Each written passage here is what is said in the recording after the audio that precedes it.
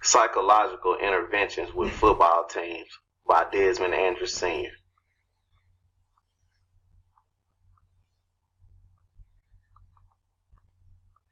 In this presentation, we will be talking about the presence of sports psychology in football. Football in the means of what we call in the United States as soccer. Where does sports psychology stand in football? And we will also be talking about other different various aspects of what a sports psychologist does. Also touching on the individual as far as the athlete, his or herself. We will be talking about the team, whether it be the group or the organization as a whole. And we will also be talking about the coach and where the sports psychologist and the training, how does it affect each individual, team, and coach as far as the point of view of the sports psychologist. We will also be talking about why sports psychology is relevant, or where does it stand as far as it being recent in occurrence in football or in the soccer standpoint of view.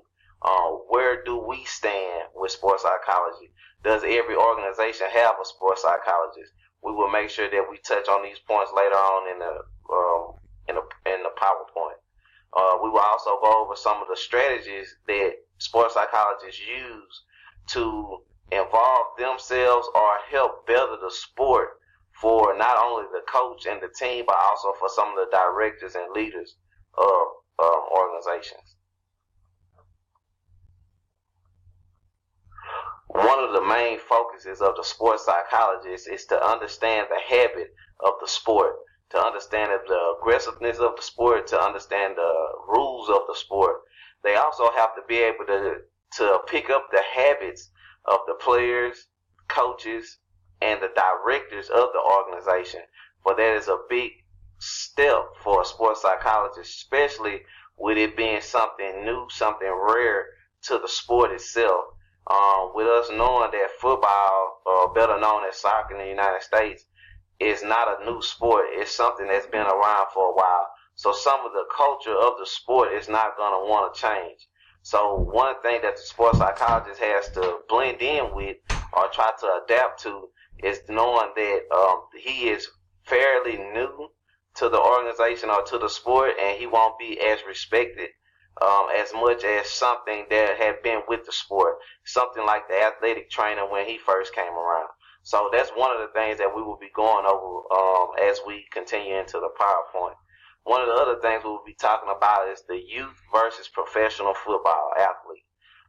Just knowing how to talk to the youth, how to keep them going, how to motivate them, versus the professional athlete or the professional youth athlete, the one who has no ceiling, the one who wants to be a part of something elite, one who wants to, let's say, be a part of NFL camp or something higher than just being a part of the team or a part of, a little league organization. This is the kid or the person who is trying to make a career out of playing football or soccer. We will also be talking about the guiding the different professionals that are involved in sports activities. Some of those people would be like coaches, players, directors, referees, athletic trainers, or anyone who comes in contact with the sport or with the organization on a regular basis.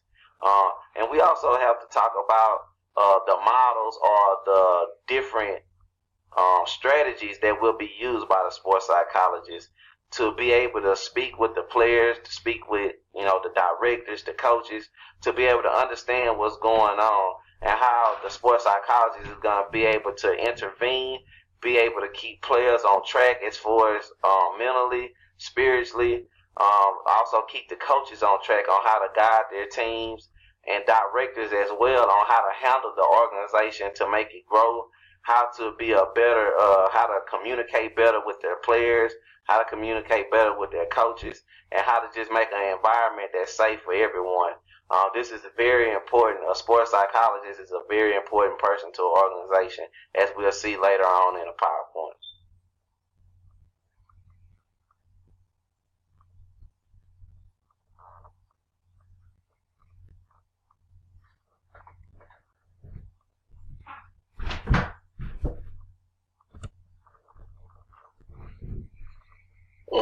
most important things for the sports psychologist is to understand the player.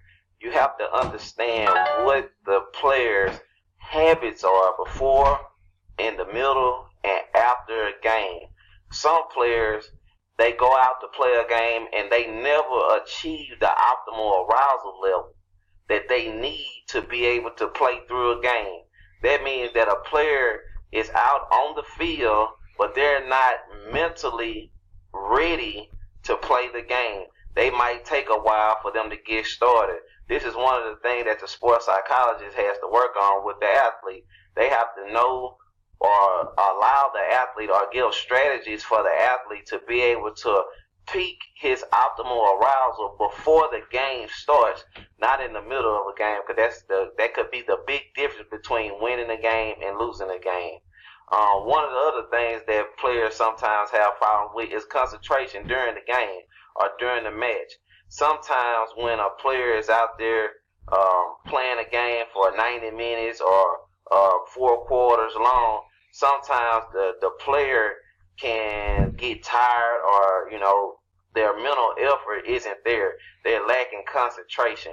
So one of the other things that the sports psychologist must do, they must work on different strategies to keep the player concentrating on the game, not on things that happen before the game, not on what they're going to do after the game, and not what's negative or positive during the game, but just focusing on doing what they're supposed to do. One of the big things I like about Belichick, he always say, do your job.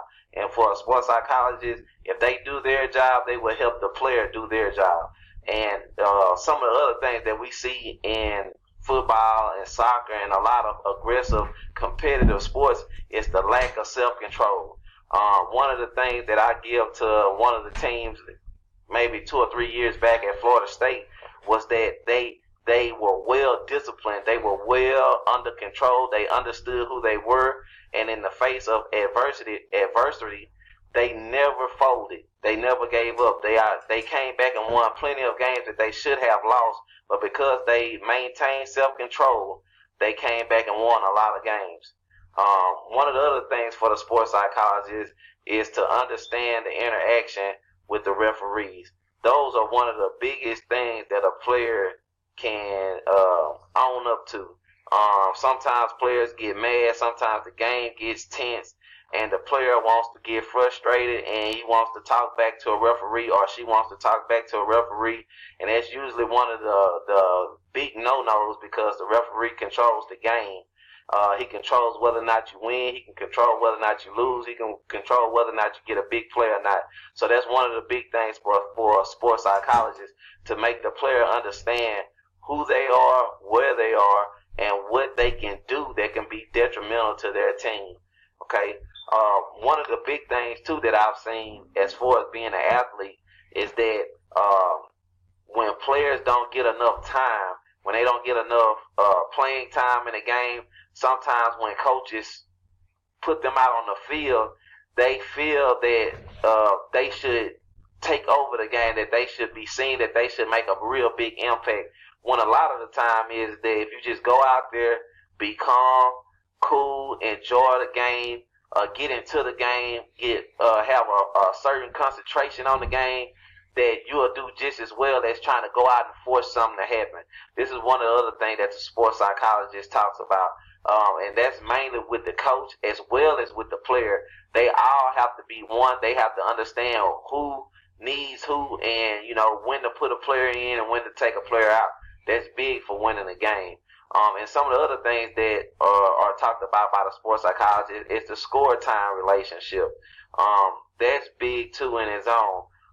When we talk about the score time relationship, most players feel that, okay, once I'm winning, I should always be winning. And it's not always like that. Sometimes teams come back and score. It can be a tied game, and as soon as the other team scores and gets above, we begin to lose concentration. We begin to lose self-control. We begin to feel like, okay, well, we're going to lose, and we begin to doubt ourselves. That's where the sports psychologist comes in. That they should know. The sports psychologist usually implements strategies to let the player, the coach, to let them know as a team that whether or not they're down at that time, they still haven't lost. They're still in the game, and that's big for winning. As we know, working with youth is a very, very, very strategic thing.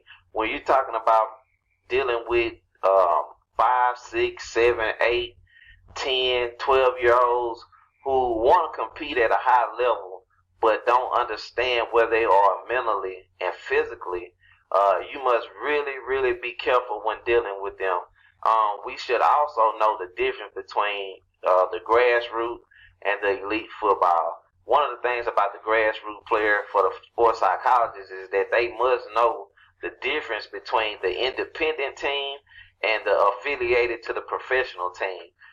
With the independent teams, you can deal with them as far as like working out, just regular football, regular soccer activities, and they're not really trying to be pushed. They just want to enjoy being a part of something special. They want to enjoy being a part of the team, and they just want to participate, and they just want to be active. But when you're dealing with the elite football player, when you're dealing with the player who has a professional side or professional aim, who wants to be ranked as a player, then the sports psychologist has to understand a strategy that they need to use to be able to get that player where he wants to be.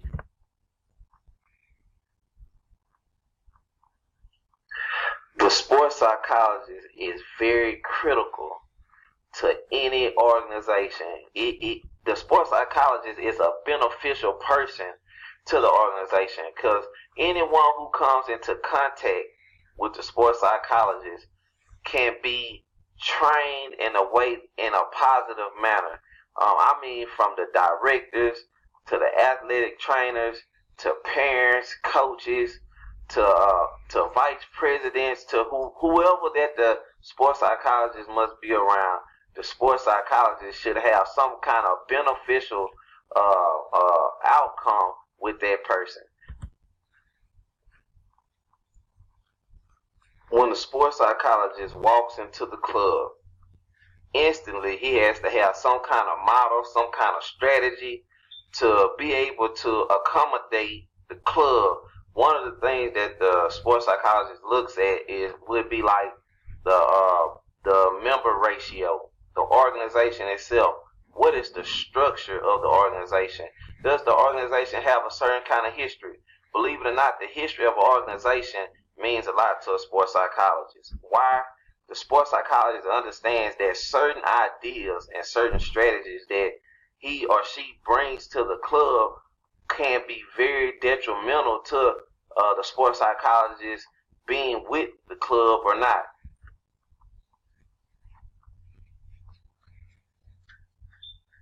I love some of the research that I ran into while doing this PowerPoint. One of the ones that I really did like was my top reference, which was mental skills training in soccer. What they did was they went in and they helped the coaches implement not only the strategy, they helped them implement the drills, how would they set up working as with the psychologist, and they helped them also implement to teach the skills and put them inside of the drill itself. So it was kind of crazy to me how they went about putting it together. It's almost like teaching with using your teeth. You have your lesson plan, but your lesson plan touches on your teeth. So you're teaching at the same time you're using a strategy to help the players learn through the drills that you're using, that you and the psychologist sat down and talked about.